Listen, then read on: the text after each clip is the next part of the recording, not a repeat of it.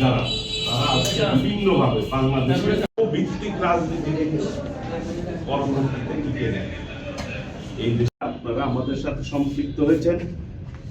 বিশেষ করে এই চর অঞ্চলে তাকে স্বাগত জানাই, ধন্যবাদ জানাই, উপলব্ধি করতে পেরেছেন। আগামী দিনে সকল অপশক্তির বিরুদ্ধে আমরা ঐক্যবদ্ধভাবে লড়াই জানি। 12ই ফেব্রুয়ারি একটি নির্বাচন, সেই নির্বাচনের মধ্যে দিয়ে ইনশাল্লাহ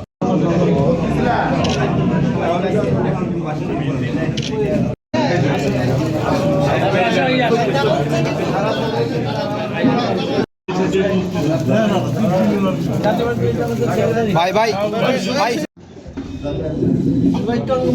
সবাই নিয়ে চিন্তা নিয়ে